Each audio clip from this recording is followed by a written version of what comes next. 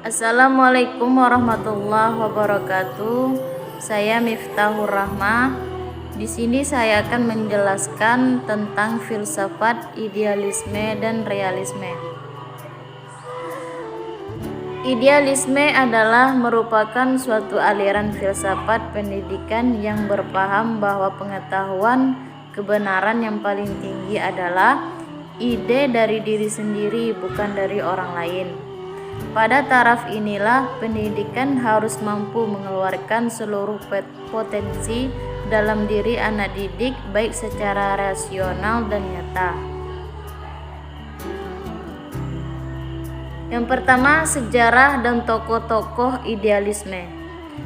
Filsafat idealisme berasal dari Plato, yaitu filsuf Yunani yang hidup pada tahun 427 sampai 347. Istilah ini pertama kali digunakan oleh filosof ahli matematika Jerman G.W.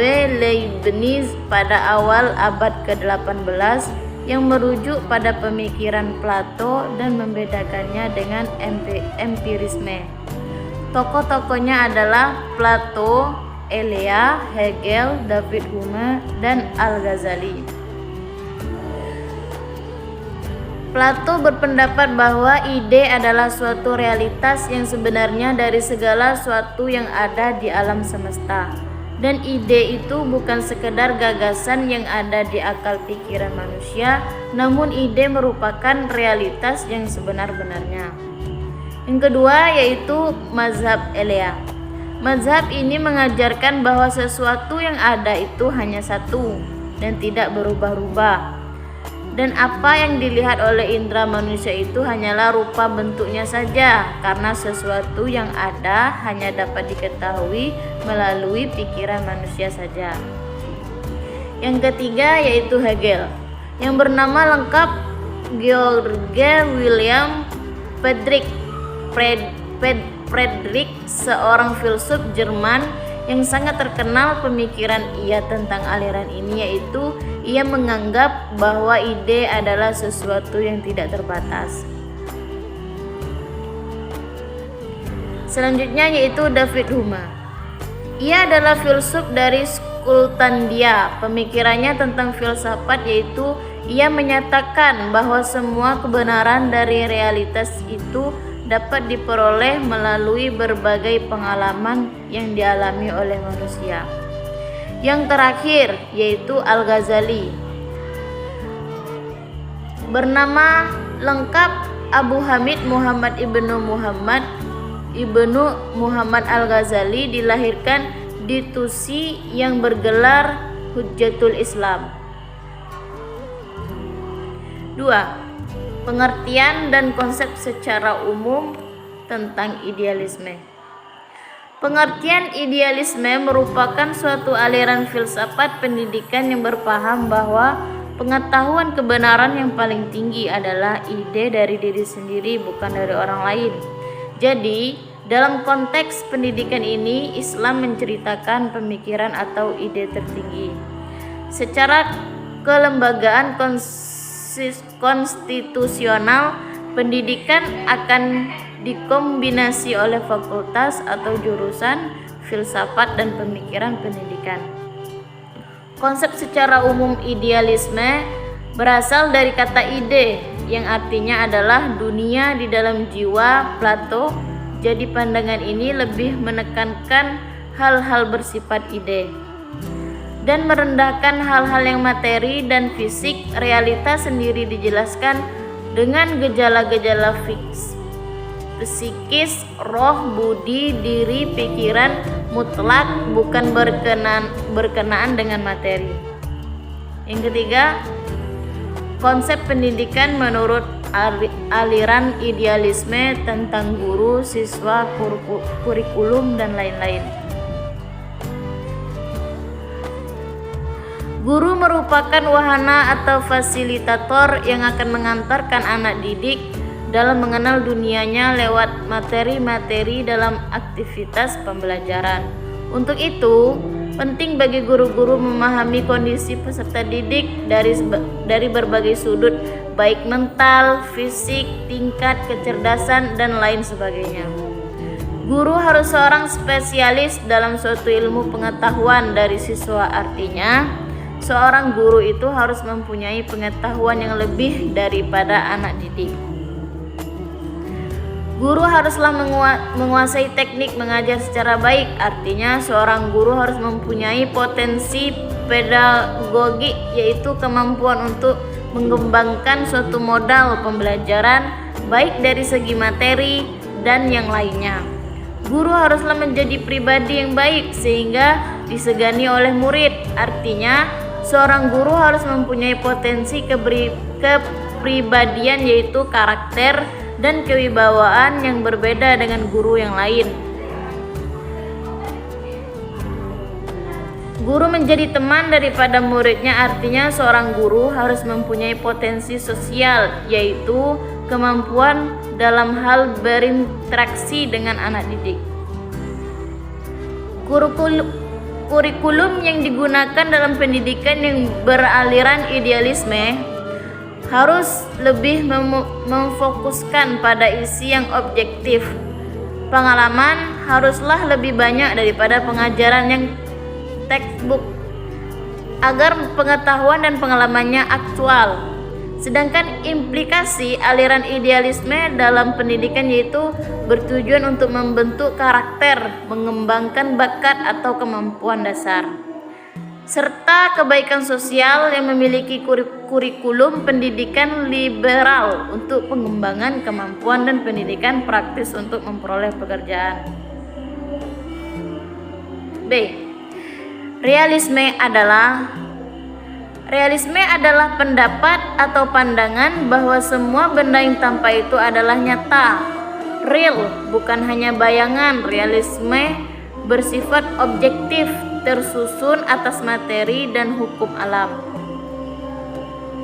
Bagian yang pertama, sejarah dan tokoh-tokoh realisme. Sejarah realisme adalah seorang filsuf asal Yunani, Aristoteles, yang merupakan murid Plato, mengembangkan aliran realisme yang menekankan pada pengetahuan dan nilai. Aliran realisme mempersoalkan objek pengetahuan manusia. Aliran realisme memandang bahwa objek pengetahuan manusia terletak di luar diri manusia. Tokoh-tokoh realisme. Pertama, Johann Amos Comenius. Dia adalah pemikiran tokoh terhadap pendidikan yang dapat digolongkan realisme religius, yaitu tentang manusia untuk mencapai dua tujuan. Yang pertama yaitu keselamatan dan kebahagiaan, dan yang kedua yaitu keadaan dan kehidupan yang sejahtera. Kedua, William McCutcheon. Dia pengikut dari Aristoteles dan Thomas yang berakal pada metafisika dan epistemologi juga natural dan supranatural. Menuntut Gutken tanpa Tuhan tidak ada tujuan hidup, pada akhirnya tidak ada tujuan pendidikan. Tujuan pendidikan itu sendiri adalah mempersiapkan manusia untuk hidup di dunia, pada akhirnya untuk mencapai akhir yang abadi di dunia. Yang ketiga, Francis Bacon. Dia adalah seorang filsuf, negarawan, dan juga penulis di Inggris. Dia juga dikenal sebagai kritikus yang hebat terhadap ilmu pengetahuan dan pendidikan.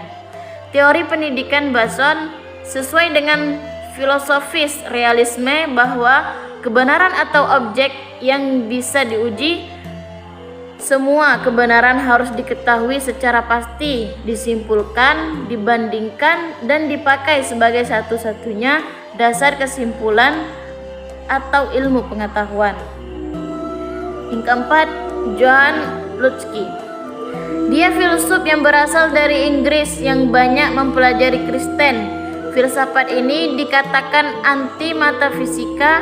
Dia memandang bahwa tidak ada kebenaran yang bersifat metafisik dan universal. Dia berkeyakinan bahwa suatu yang dikatakan benar jika didasarkan pengalaman-pengalaman indrawi yang sifatnya induksi. Yang kedua, pengertian filsafat realisme ialah pandangan bahwa objek-objek indera adalah real dan berada sendiri tanpa disandarkan tanpa pengetahuan lain atau kesadaran akal. Realisme merupakan salah satu pemikiran aliran klasik yang disandarkan kepada Aristoteles yang memandang dunia dalam tema material. Realisme berpandangan bahwa hakikat realitas ialah fisik dan juga ruh yang bersifat hal fisik dan rohani. Konsep umum realisme adalah suatu aliran filsafat yang luas yang meliputi materialisme di satu sisi dan sikap yang lebih dekat kepada idealisme. Objektif di pihak lain, realisme adalah pandangan bahwa objek-objek indera adalah real dan berada sendiri tanpa bersandar kepada pengetahuan lain atau kesadaran akal. Konsep pendidikan menurut aliran realisme tentang guru, siswa, dan kurikulum, dan lain-lainnya. Guru adalah pengelola KBM di dalam kelas. Classroom is the teacher centered. Guru penentu materi pelajaran. Guru harus menggunakan minat siswa yang berhubungan dengan mata pelajaran dan membuat mata pelajaran sebagai sesuatu yang konkret untuk dialami siswa. Siswa berperan untuk menguasai pengetahuan yang diandalkan. Siswa harus taat pada aturan dan disiplin. Sebab aturan yang baik sangat diperlukan untuk belajar. Siswa memperoleh disiplin melalui ganjaran dan prestasi. Kurikulum yang baik diorganisasi menurut mata pelajaran dan berpusat pada materi pelajaran yang diorganisasi menurut prinsip-prinsip psikologi belajar. Kurikulum direncanakan dan diorganisasi oleh guru, orang dewasa. Isi kurikulum harus berisi pengetahuan dan nilai-nilai esensial agar siswa dapat menyesuaikan diri dengan lingkungan alam, masyarakat, dan kebudayaannya. Mungkin hanya ini yang dapat saya jelaskan. Saya akhiri. Wassalamualaikum warahmatullahi wabarakatuh.